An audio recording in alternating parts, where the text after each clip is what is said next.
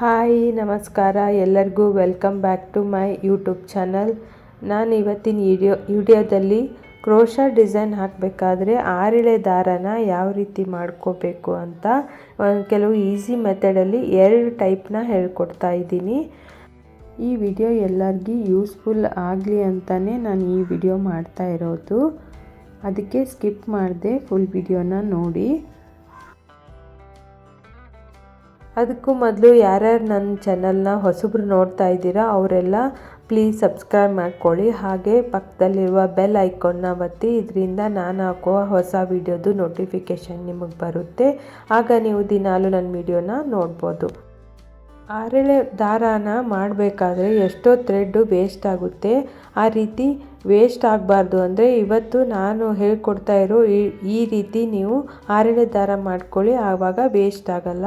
ನಾನು ಈ ಆರೆಳೆ ದಾರ ಮುಂಚೆನೇ ಈ ರೀತಿ 2 ವೇಸ್ಟ್ ಪೇಪರು, ಸ್ವಲ್ಪ ದಪ್ಪಗಿರೋ ವೇಸ್ಟ್ ಪೇಪರ್ನ ಈ ರೀತಿ ಸುತ್ಕೊಂಡು ಇಟ್ಕೊಂಡಿದ್ದೀನಿ. ಆಮೇಲೆ 2 ಕಲರ್ ದಾರನ 2 ಥರ ತೋರಿಸ್ತಾ ಇದ್ದೀನಲ್ಲ, ಅದಕ್ಕೆ 2 ಕಲರ್ ದಾರ ತೊಗೊಂಡಿದ್ದೀನಿ. ಒಂದೇ ಕಲರು 6 ರೀಲ್ ದಾರ ಇದ್ದಾಗ ನಾವು 6 ಸೇರಿಸಿ ಒಂದು ಈಸಿಯಾಗಿ ಆರೆಳೆ ಮಾಡ್ಕೊಂಡ್ಬಿಡ್ಬೋದು. ಆದರೆ ನಮ್ಮ ಹತ್ರ ಒಂದೇ ಕಲರ್ ಇದ್ದಾಗ ನಾವು ಅದನ್ನು 6 ಎಳೆ ಹೇಗೆ ಈಸಿಯಾಗಿ ಮಾಡ್ಕೋಬೋದು ಅಂತ ಇವತ್ತು ತೋರಿಸ್ಕೊಡ್ತೀನಿ. ಆರ್ಡ್ರ್ ಜಾಸ್ತಿ ಬರ್ತಾ ಇದ್ದರೆ 6 ಕಲರ್ ದಾರ ಯಾವಾಗಲೂ ಇದ್ದೇ ಇರುತ್ತೆ. ಬಟ್ ಆರ್ಡ್ರ್ ಇಲ್ಲ, ನಮ್ಮ ಹತ್ರ ಒಂದೇ ಒಂದು ಕಲರು ಒಂದೇ ರೀಲ್ ಇದೆ ಅಂದರೆ ನೀವು ಈ ರೀತಿ ಆರೆಳೆ ದಾರನ ಈಸಿಯಾಗಿ ಮಾಡ್ಕೋಬೋದು.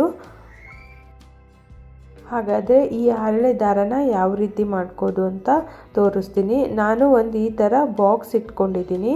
ನೀವು ಯಾವ್ದು ಬೇಕಾದರೂ ಈ ಬಾಕ್ಸ್ನ ತೊಗೋಬೋದು. ಸ್ವಲ್ಪ ಉದ್ದಕ್ಕಿರೋದು ತೊಗೊಳ್ಳಿ, ಯಾಕಂದರೆ ಅದರಲ್ಲಿ ದಾರ ಇಟ್ಟಾಗ ಆ ದಾರ ಈ ರೀತಿ ಜಗ್ಗಿದಾಗ ಅದು ಹೊರಗೆ ಬರಬಾರ್ದು. ಆ ರೀತಿ ಇಟ್ಕೊಳ್ಳಿ. ನಾನೀಗ ಈ ಪೇಪರ್ ತೊಗೊಂಡ್ಬಿಟ್ಟು ಒಂದು ಬಂಡಲ್ ದಾರನ ಆ ಬಾಕ್ಸಲ್ಲಿ ಇಟ್ಕೊಂಡಿದ್ದೀನಿ. ಇದಕ್ಕೆ ಒಂದು ರೌಂಡಿಗ ಸುತ್ಕೋತಾ ಇದ್ದೀನಿ. ನಿಮಗೆ ಎಷ್ಟು ಲಾಂಗ್ ಬೇಕೋ ಅಷ್ಟು ಥ್ರೆಡ್ನ ಇದಕ್ಕೆ ಒಂದು ಲೇಯರು ಮುಂಚೆ ಸುತ್ಕೊಂಬಿಡಿ. ಈ ರೀತಿ ನೋಡಿ ನಾನು ಸುತ್ಕೋತಾ ಇದ್ದೀನಲ್ಲ, ಈ ರೀತಿ ಇಟ್ಕೊಳ್ಳಿ. ಆ ದಾರನ ಆ ಬಾಕ್ಸಲ್ಲೇ ಹಾಕಿಟ್ಟಿರಿ. ಅಂದರೆ ನೀವು ದಾರ ಎಳೆದಾಗ ಆ ದಾರ ಆ ಕಡೆ ಈ ಕಡೆ ಹೋಗಲ್ಲ. ನೀವು ಅದರ ಹಿಂದೆ ಓಡಾಡೋದು ಟೈಮ್ ಸೇವ್ ಆಗುತ್ತೆ. ಈ ರೀತಿ ಸುತ್ಕೊಂಡಾದ್ಮೇಲೆ ಈಗ ನಾನು ಆ ಬಾಕ್ಸಲ್ಲಿರೋದು ಒಂದು ಎಳೆ ದಾರ, ಆಮೇಲೆ ಈ ಇದಕ್ಕೆ ಪೇಪರ್ಗೆ ಸುತ್ತಿದ್ದೀನಲ್ಲ ಅದು ಒಂದು ಎಳೆ, ಈಗ 2 ಎಳೆ ಆಗುತ್ತೆ. ಈ 2 ಎಳೆನ ಈ ರೀತಿ ಜೋಡಿಸ್ಕೊಂಡು ಇನ್ನೊಂದು ಪೇಪರ್ ಇಟ್ಕೊಂಡಿದ್ದೀನಲ್ಲ ಆ ಪೇಪರ್ಗೆ ಈಗ ಸುತ್ಕೊಂಡು ಹೋಗಿ. ನಿಧಾನಕ್ಕೆ ಸುತ್ಕೊಳ್ಳಿ.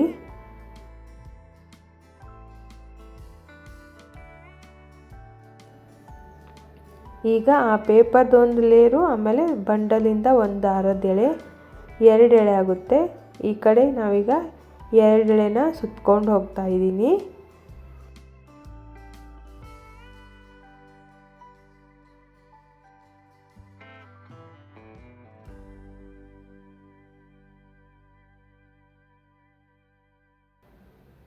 ಈ ರೀತಿ ಸುತ್ಕೊಂಡು ಆದಮೇಲೆ ಅದು 2 ಎಳೆದು ಒಂದು ಬಂಡಲಲ್ಲಿ ಉಳಿಯುತ್ತೆ.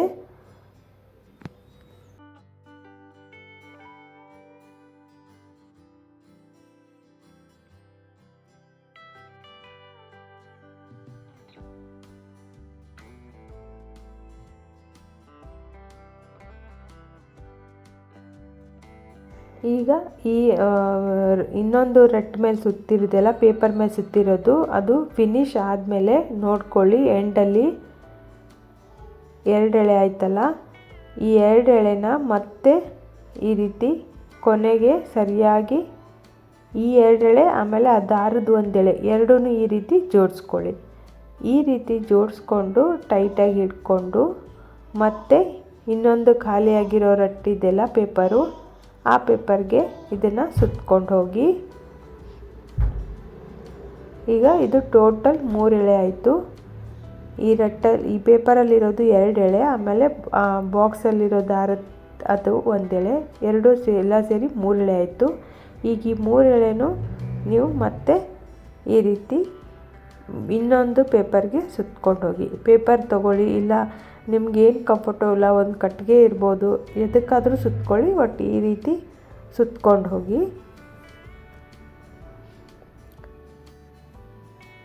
ಇದು ನೀವು ಎಲ್ಲಿ ಕುತ್ಕೊಂಡಿರ್ತೀರೋ ಅಲ್ಲೇ ನೀಟಾಗಿ ಮಾಡ್ಕೋಬೋದು. ಆಮೇಲೆ ಥ್ರೆಡ್ಡೂ ತುಂಬ ವೇಸ್ಟ್ ಆಗಲ್ಲ. ಎಷ್ಟೋ ಜನ ಹೇಳ್ತಾರೆ ಈ ರೀತಿ ನಾವು ಹರಳೆ ದಾರ ಮಾಡ್ಕೋಬೇಕಾದ್ರೆ ತುಂಬ ಥ್ರೆಡ್ ವೇಸ್ಟ್ ಆಗುತ್ತೆ ಅಂತ. ನಾನು ಅದಕ್ಕೆ ಈ ಮೆಥಡಲ್ಲಿ ಹೇಳ್ಕೊಡ್ತಾ ಇದ್ದೀನಿ. ಈಗ ಈ 3 ಎಳೆ ದಾರನೂ ಸುತ್ಕೊಂಡಾದಮೇಲೆ ಮತ್ತೆ ಎಂಡಲ್ಲಿ ಬಂದಮೇಲೆ ಇನ್ನೊಂದು ಪೇಪರ್ಗೆ ಆ 3 ಎಳೆ ಮತ್ತು ಆ ಬಂಡಲಿಂದ 1 ಎಳೆ, ಈಗ 4 ಎಳೆ ಆಯಿತು. ಈಗ ಟೋಟಲು 4 ಎಳೆ ದಾರನ ನಾನು ಈ ಪೇಪರ್ಗೆ ಸುತ್ಕೋತಾ ಇದ್ದೀನಿ. ಇದೇ ರೀತಿ ಒಂದು ಕಡೆ ಎಂಡ್ ಆದಮೇಲೆ ಇನ್ನೊಂದು ಕಡೆ ಸೇರಿಸ್ಕೊಂಡು ಕಟ್ಕೊಂಡು ಹೋದರೆ ಇದೇ ರೀತಿ ನೀವು 6 ಎಳೆ 8 ಎಳೆ ನಿಮ್ಗೆ ಎಷ್ಟು ಎಳೆ ಬೇಕೋ ಅಷ್ಟು ಎಳೆ ಇದನ್ನು ಮಾಡ್ಕೊಂಡು ಹೋಗ್ಬೋದು.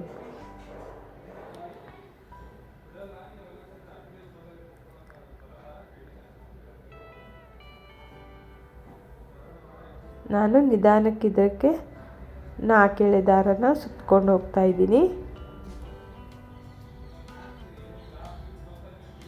4 ಎಳೆ ಇದು ಎಂಡ್ ಆದಮೇಲೆ ನಾನು ಮತ್ತೆ ಈ 4 ಎಳೆ ಆಮೇಲೆ ಪ್ಲಸ್ ಆ ಬಾಕ್ಸಲ್ಲಿರೋ 1 ಎಳೆನ ಜೋಡಿಸ್ಕೊಂಡು 5 ಎಳೆ ಆಗುತ್ತೆ. 5 ಎಳೆನೂ ನಾನು ನೆಕ್ಸ್ಟ್ ಇನ್ನೊಂದು ಖಾಲಿ ಆಯ್ತಲ್ಲ ಈ ಪೇಪರು, ಇದಕ್ಕೆ ಸುತ್ಕೋತಾ ಇದ್ದೀನಿ.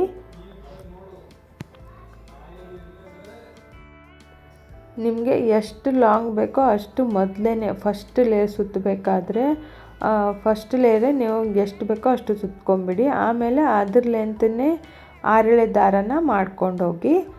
ನಾನೀಗ 5 ಎಳೆ ದಾರನ ಸುತ್ಕೋತಾ ಇದ್ದೀನಿ. ಇದು ಈಸಿಯಾಗಿ ನೀವು ಎಲ್ಲಿ ಕುತ್ಕೊಂಡಿರ್ತೀರೋ ಅಲ್ಲೇ ಬೇಗ ಇದನ್ನು ಮಾಡ್ಕೊಂಡು ಬಿಡ್ಬೋದು.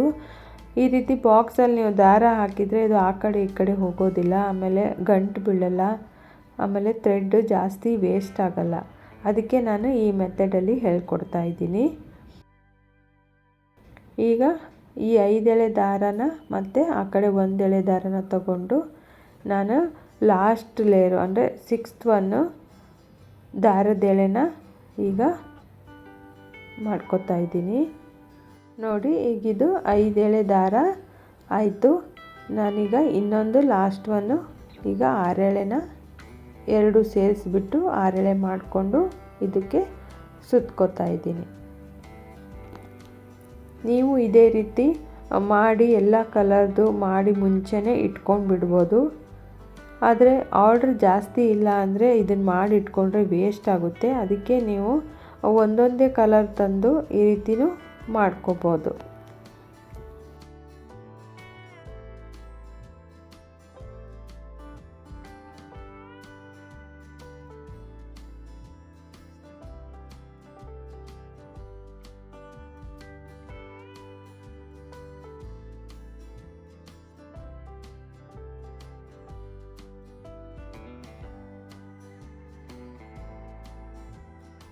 ಈ ರೀತಿ 6 ಎಳೆ ಆದಮೇಲೆ ನಾನು ಕಟ್ಟರಿಂದ ಕಟ್ ಮಾಡಿಕೊಂಡು ಇದನ್ನು ಈ ರೀತಿ ಇಟ್ಕೋತೀನಿ. ಇದಕ್ಕೆ ಬೇಕು ಅಂದರೆ ಒಂದು ಸ್ಟಿಕ್ಕರ್ ಥರ ಬರುತ್ತಲ್ಲ ಅದನ್ನು ಅಂಟಿಸ್ಕೊಂಡು ಇಟ್ಕೋಬೋದು. ನಾನು ಲಾಸ್ಟ್ ತೋರಿಸ್ತೀನಿ ಹೇಗೆ ಇಟ್ಕೋಬೇಕು ಅಂತ. ಈಗ ಇದೇ ರೀತಿ ನಾನು ಇನ್ನೊಂದು ಟೈಪ್ನ ಯಾವ ರೀತಿ ಸುತ್ಕೋಬೇಕು ಅಂತ ತೋರಿಸ್ತೀನಿ. ಅದನ್ನು ನೀವು ಕುತ್ಕೊಂಡಲ್ಲೇ ಈ ರೀತಿ ಮಾಡ್ಕೋಬೋದು. ಅದಕ್ಕೆ ವಿಡಿಯೋನ ಸ್ಕಿಪ್ ಮಾಡಿದೆ, ಫುಲ್ ವಿಡಿಯೋನ ನೋಡಿ. ನಾನು ಸೆಕೆಂಡ್ ಟೈಪ್ನು ಈಗ ಮಾಡಿ ತೋರಿಸ್ತೀನಿ. ಈಗ ಇದೊಂದು ಟೈಪ್ ಆಯ್ತಲ್ವ, ಈಗ 2ನೇ ಟೈಪು ನಾನು ಇನ್ನೊಂದು ಗ್ರೀನ್ ಕಲರಿಂದ ಮಾಡಿ ತೋರಿಸ್ತೀನಿ. ಈ ರೀತಿ ಬಾಲ್ ಇಟ್ಕೊಂಡಿದ್ದೀನಿ. ಇದಕ್ಕೆ ಇನ್ನೊಂದು ಬಾಲ್ ಬೇಕಾಗುತ್ತೆ. ನೀವು ಯಾವುದೇ ಬಾಲ್ ತೊಗೊಂಡು ಸ್ವಲ್ಪ ಇಷ್ಟು ಉದ್ದಕ್ಕಿರೋದು ತಗೊಳ್ಳಿ, ಆದರೆ ದಾರ ಅದಕ್ಕೆ ಹೊರಗಡೆ ಬರಲ್ಲ ಅಷ್ಟೇ. ಈ ರೀತಿ ದಾರನ ನಾನು ಆ ಬಾಕ್ಸಲ್ಲಿ ನನಗೆ ಎಷ್ಟು ಬೇಕೋ ಅಷ್ಟು ಅದರಲ್ಲಿ ಇಟ್ಕೋತಾ ಇದ್ದೀನಿ. ನೀವು ಬೇಕು ಅಂದರೆ ಇದನ್ನು ನೆಲಕ್ಕೂ ಹಾಕ್ಕೋಬೋದು. ನೀವು ಚೇರ್ ಮೇಲೆ ಅಥವಾ ಸ್ವಲ್ಪ ಹೈಟ್ ಮೇಲೆ ಕೂತ್ಕೊಂಡು ಈ ರೀತಿ ನೀವು ನೆಲಕ್ಕೂ ಹಾಕ್ಕೋಬೋದು. ಆದರೆ ಒಂದು ಹುಷಾರಾಗಿರಿ, ಈ ರೀತಿ ಮಾಡಬೇಕಾದ್ರೆ ಫ್ಯಾನ್ನ ಮಾತ್ರ ಹಾಕ್ಕೋಬೇಡಿ. ಫ್ಯಾನ್ ಹಾಕ್ಕೊಂಡ್ರೆ ಅದು ಗಾಳಿಗೆ ಎಲ್ಲ ಸೇರಿಬಿಟ್ಟು ಗಂಟಾಗೋ ಚಾನ್ಸಸ್ ಇರುತ್ತೆ.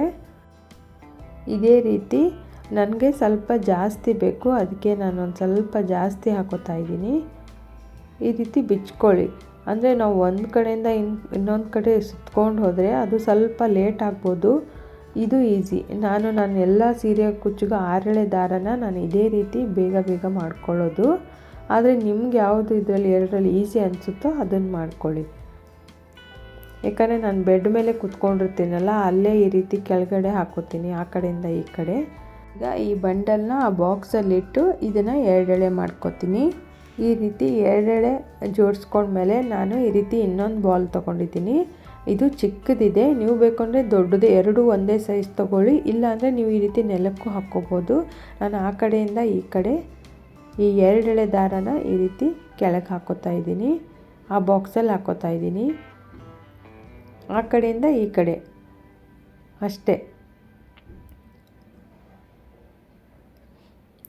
ನಾನು ಜಾಸ್ತಿ ಇದೇ ರೀತಿ ಮಾಡ್ಕೊಳ್ಳೋದು ಅಷ್ಟೇ. ಫ್ಯಾನು ಹಾಕಿರಲ್ಲ, ನಿಧಾನಕ್ಕೆ ಕುತ್ಕೊಂಡಲ್ಲೇ ಇದನ್ನೇ ನಾನು ಬೇಗ ಬೇಗ ಮಾಡ್ಕೋತೀನಿ.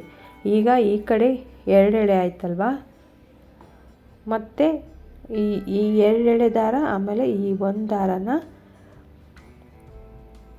ಈ ರೀತಿ ಜೋಡಿಸ್ಕೊಂಡು 3 ಎಳೆ ದಾರನ ಮತ್ತೆ ನಾನು ಈ ರೀತಿ ನೆಲಕ್ಕೆ ಹಾಕೋತೀನಿ. ನಿಮಗೆ ಇದಕ್ಕೆ ಬಾಕ್ಸ್ ಅವಶ್ಯಕತೆನೇ ಬೀಳೋದಿಲ್ಲ.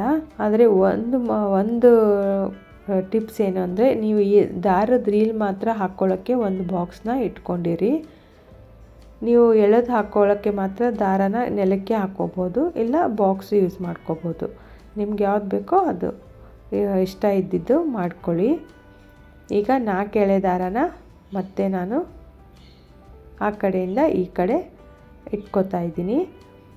ನಾನು ಅದನ್ನು ದಾರ ಪೇಪರ್ಗೆ ಸುತ್ತೋ ರೀತಿ ಹೇಳಿದ್ದೆ, ಇದು ಸುತ್ತೋದಿಲ್ಲ, ಈ ರೀತಿಯೇ ಹಾಕ್ಕೊಂಡು ಬಿಡ್ತೀನಿ. ಲಾಸ್ಟ್ 6 ಲೇಯರ್ ಆದಮೇಲೆ ನಾನು ಆ ಪೇಪರ್ಗೆ ಸುತ್ಕೊಂಡು ಇಟ್ಕೋತೀನಿ.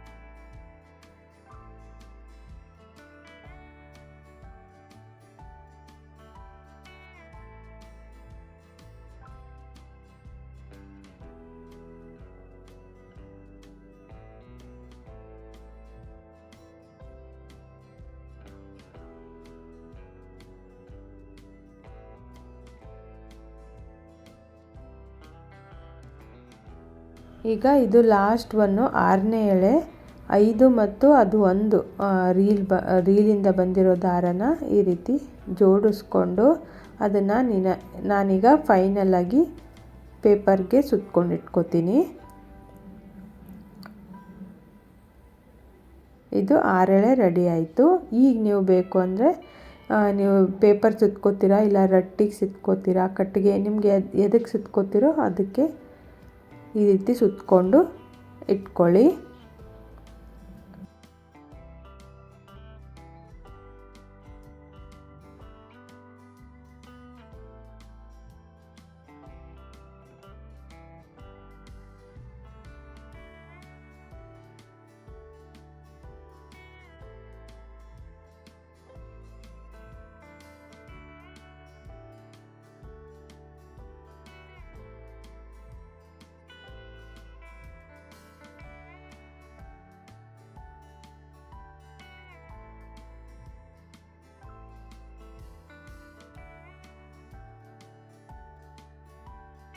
ಈ ರೀತಿ ಸುತ್ಕೊಳ್ಳೋದಾದಮೇಲೆ ನೀವು ಒಂದೆಳೆ ಮುಂಚೆನೇ ನಾನು ಸುತ್ಕೊಂಡು ಎಲ್ಲ ಕಲರ್ದು ಇಟ್ಕೋತೀವಿ ಅಂದರೆ ನಾನು ಒಂದು ಜಿಗಿಟ್ ಪಟ್ಟಿ ಅಂದರೆ ಈ ಪಟ್ಟಿ ಥರ ಸ್ಟಿಕ್ಕರ್ ಬರುತ್ತೆ, ಅದನ್ನು ಅಂಟಿಸ್ಕೊಂಡು ಇಟ್ಕೊಂಡ್ಬಿಡ್ತೀನಿ. ಆವಾಗ ಇದು ಬಿಚ್ಕೊಳ್ಳಲ್ಲ, ನೀಟಾಗಿರುತ್ತೆ.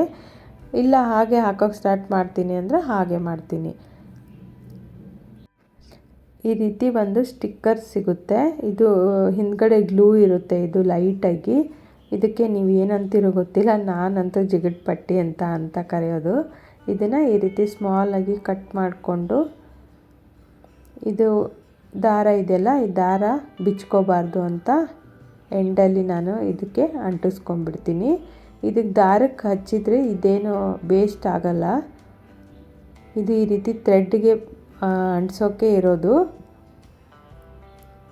ಇದು ಪೇಪರ್ ಇರೋದ್ರಿಂದ ನಿಧಾನಕ್ಕೆ ನೀಟಾಗಿ ಕಿತ್ಕೊಂಡ್ಬರುತ್ತೆ, ಅಂದರೆ ದಾರಕ್ಕೇನು ಪ್ರಾಬ್ಲಮ್ ಆಗಲ್ಲ. ಈ ರೀತಿ ನೀಟಾಗಿ ಇಟ್ಕೋಬೋದು. ನಾನು ಈ ಪಿಂಕ್ ಕಲರ್ ಥ್ರೆಡ್ಡಿಗೂ ಇದೇ ರೀತಿ ಅಂಟಿಸ್ಕೊಂಡು ಇದನ್ನು ಇಡ್ತಾಯಿದ್ದೀನಿ. ನೀವು ಈ ರೀತಿ ಮಾಡಿಕೊಂಡು ದಾರನ ಎಲ್ಲಿ ಬೇಕೋ ಅಲ್ಲಿ ಸೇವ್ ಮಾಡಿಡ್ಬೋದು. ಈ ವಿಡಿಯೋ ನಿಮಗೆ ಯೂಸ್ ಆಗಿದೆ ಅಂತ ಅನ್ಕೋತಾ ಇದ್ದೀನಿ. ಯೂಸ್ ಆಗಿದ್ದರೆ ಒಂದು ಲೈಕ್ ಕೊಡಿ, ಶೇರ್ ಮಾಡಿ, ಹಾಗೆ ಕಮೆಂಟ್ ಮಾಡಿ ತಿಳಿಸಿ ಇದು ಹೇಗೆ ಅನ್ನಿಸ್ತು ಅಂತ. ಮತ್ತು ಮುಂದಿನ ವಿಡಿಯೋದಲ್ಲಿ ಈ ಸೀರೆ ಕುಚ್ಚಿಗೆ ಬೇಕಾಗುವಂಥ ಕೆಲವು ಟಿಪ್ಸ್ನ ಹೇಳ್ಕೊಡ್ತೀನಿ. ನಾನು ಮತ್ತೆ ಮುಂದಿನ ವಿಡಿಯೋದಲ್ಲಿ ಸಿಗ್ತೀನಿ. Thank you for watching. Bye.